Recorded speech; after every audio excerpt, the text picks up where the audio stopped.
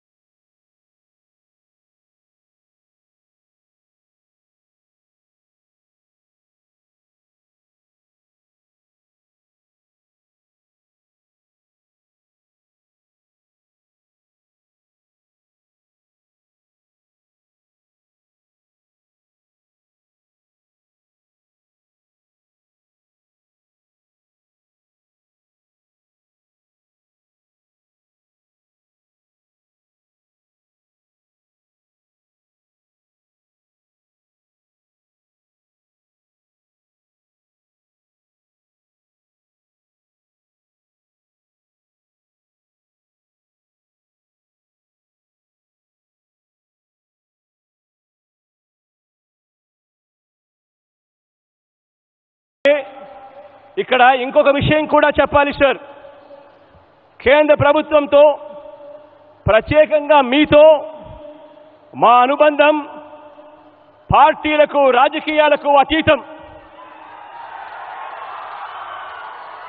మా రాష్ట్ర ప్రయోజనాలు తప్ప మాకు మరో ఎజెండా లేదు, ఉండదు, ఉండబోదు సార్. నమస్తే, నేను మీ నాగేష్ గంగుల.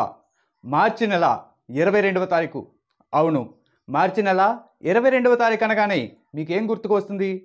టగ్ ఆఫ్ వార్గా నిలిచే ఐపీఎల్ మ్యాచ్లు గుర్తొస్తున్నాయా? చెన్నై, బెంగళూరు, హైదరాబాద్, కోల్కతా అంటూ రకరకాల పేర్లతో జరగబోయే అంతర్యుద్ధం ప్రస్ఫుటమవుతుందా? 6లు 4లతో బౌండరీలు చిన్నవైపోయి అభిమానుల అరుపులతో ఆకాశం బద్దలైపోయే ఆ సీన్ కళ్ళకు కట్టినట్లు కనబడుతుందా?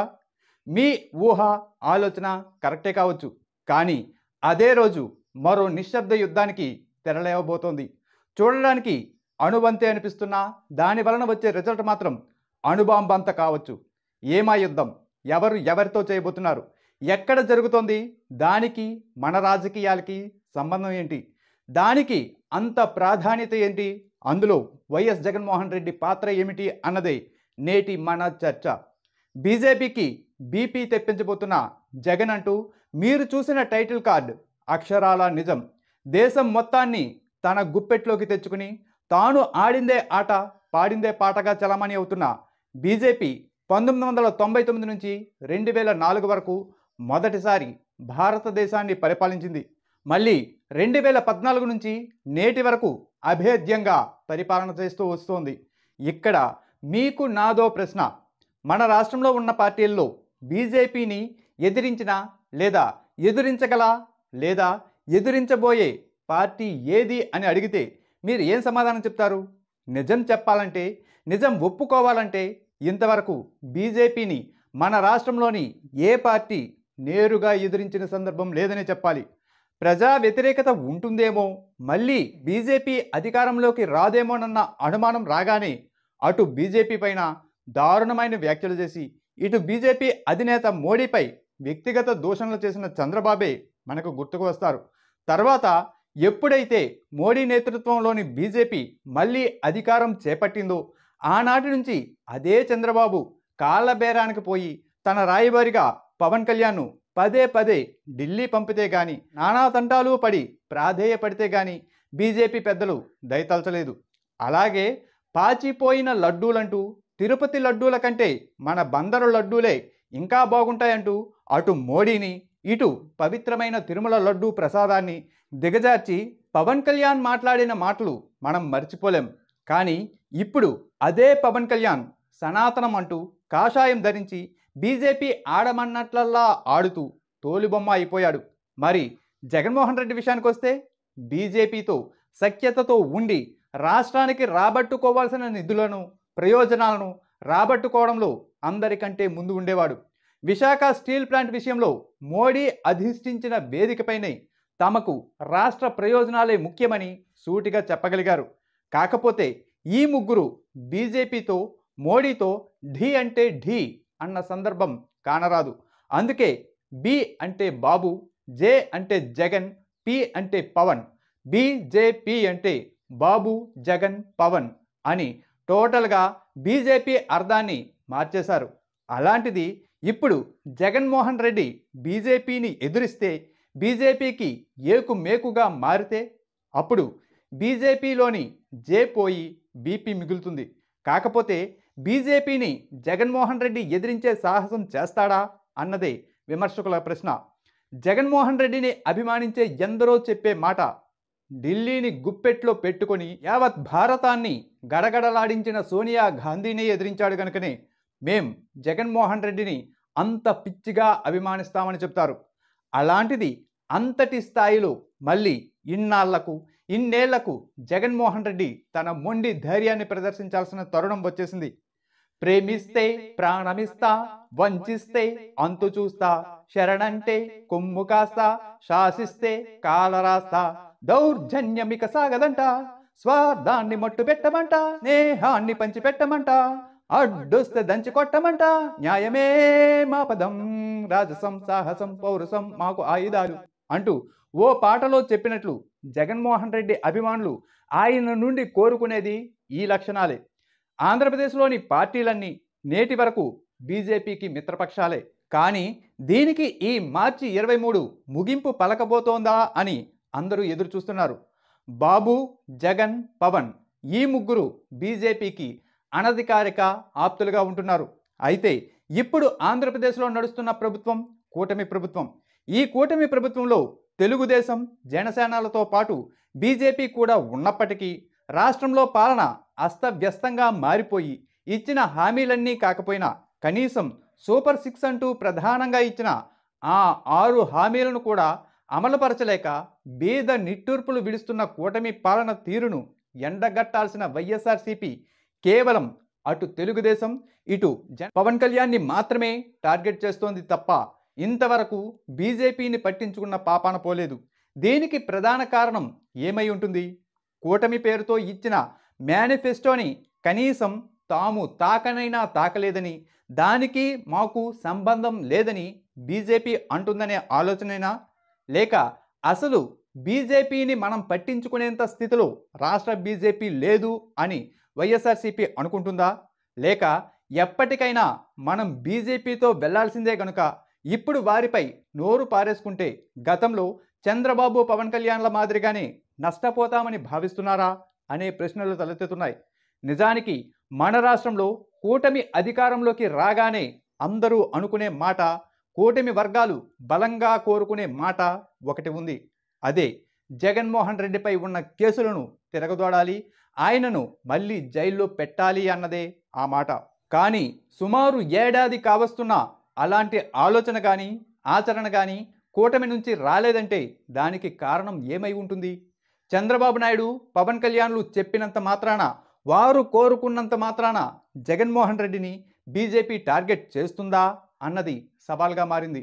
నిజానికి 151 స్థానాల నుంచి 11 స్థానాలకు పడిపోయిన జగన్మోహన్ రెడ్డి స్థానంలో ఇంకెవరైనా ఉంటే ఖచ్చితంగా ఈ పాటికే బోలెడన్ని అగ్ని పరీక్షలు ఎదుర్కోవాల్సి వచ్చేది. కానీ జగన్మోహన్ రెడ్డిని తక్కువ అంచనా వేయడానికి కానీ, జగన్మోహన్ రెడ్డితో వైరం పొందడానికి కానీ, జగన్మోహన్ రెడ్డితో సఖ్యత కోల్పోవడానికి కానీ బీజేపీ అధిష్టానం సుముఖంగా లేదన్నది నిర్వివాదాంశం. చాలా సందర్భాల్లో, చాలా ఇంటర్వ్యూల్లో కొందరు బీజేపీ పెద్దలు కావచ్చు లేదా నాయకులు కావచ్చు జగన్మోహన్ రెడ్డికి అనుకూలంగా, సానుకూలంగా ఒకంత గొప్పగా మాట్లాడడం మనం గమనిస్తూ ఉంటాం. కాకపోతే మతతత్వ పార్టీగా ముద్రపడిన బీజేపీ ఒకవైపు, సనాతన ధర్మం పేరుతో కాషాయ రంగు పులుముకుంటున్న జనసేనాని ఇంకోవైపు తమ వ్యూహాలకు పదును పెడుతూ ఉంటే, సెక్యులర్ భావాలు కలిగిన వైఎస్ఆర్సీపీ బీజేపీ పట్ల వైఖరి మార్చుకొని జనసేనాని ఆలోచనలను ఆదిలోనే తుంగలో తొక్కి చెక్ పెట్టాల్సిన అవసరం కనబడుతుంది.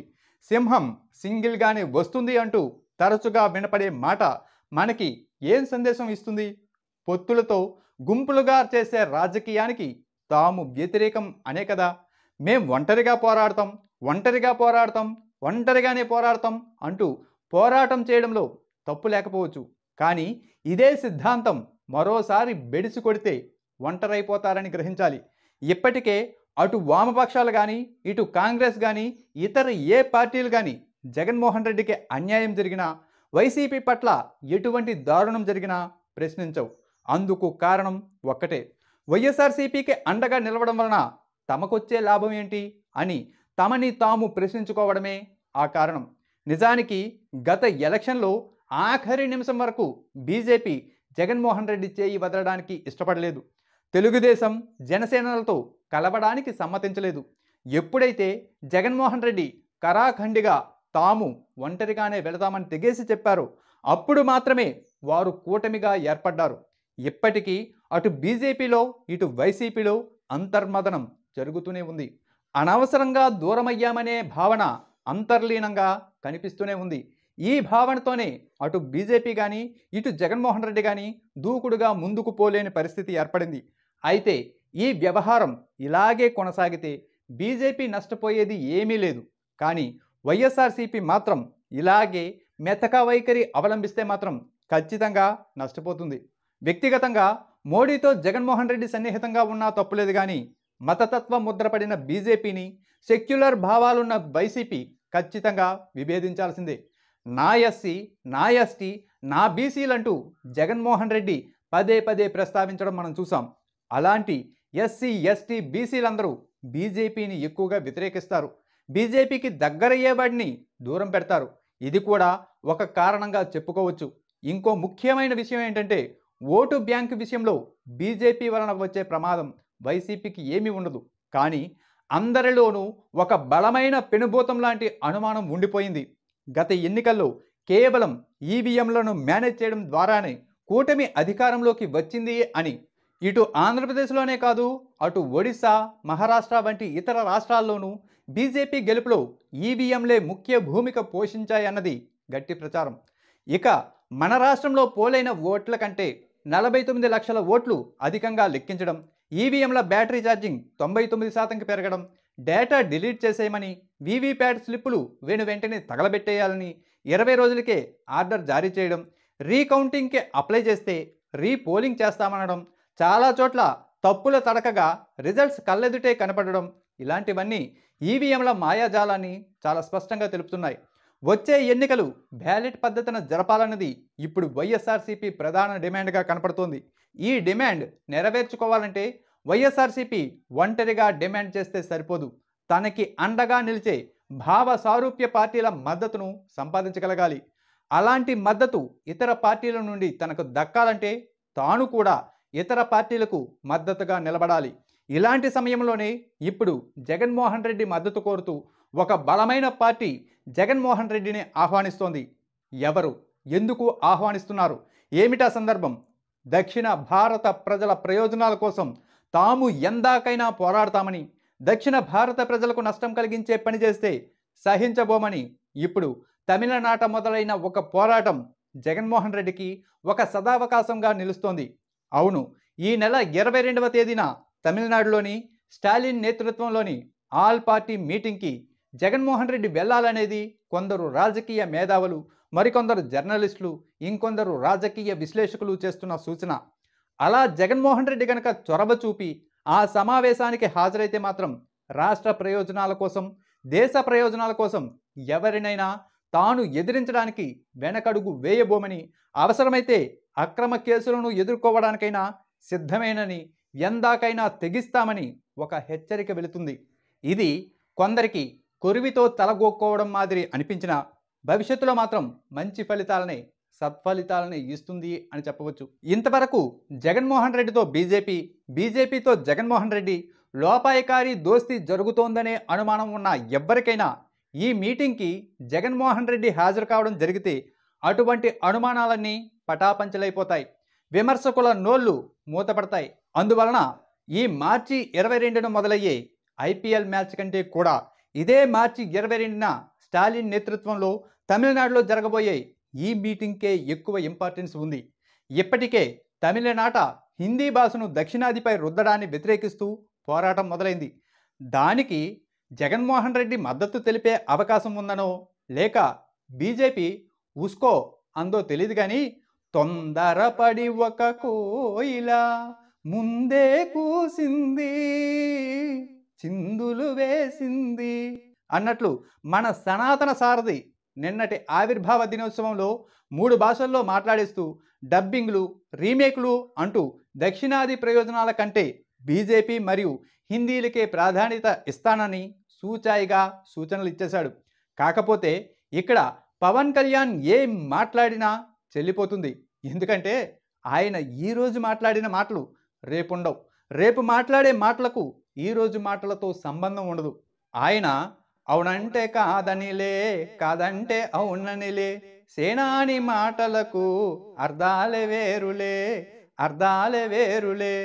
పవన్ కళ్యాణ్ బీజేపీ తరపున వకల్తా పుచ్చుకుంటున్నా, బీజేపీ పవన్ సార్కి దగ్గర ఉండి మేకప్ వేసి పంపిస్తున్నా జగన్మోహన్ రెడ్డి మౌనంగా ఉంటే అది వైఎస్ఆర్సీపీకి తీవ్ర నష్టమే కలిగిస్తుంది. కేంద్రంలోని కాంగ్రెస్కి మనసులో జగన్మోహన్ రెడ్డిని దూరం చేసుకున్నందుకు బాధ ఉండి ఉండవచ్చుగాక, జగన్మోహన్ రెడ్డితో వైరం వలన కాంగ్రెస్ ఎంత నష్టపోయిందో తెలిసి ఉండవచ్చుగాక, కానీ జగన్మోహన్ రెడ్డి దగ్గరకు కాంగ్రెస్ రాలేకపోతుంది.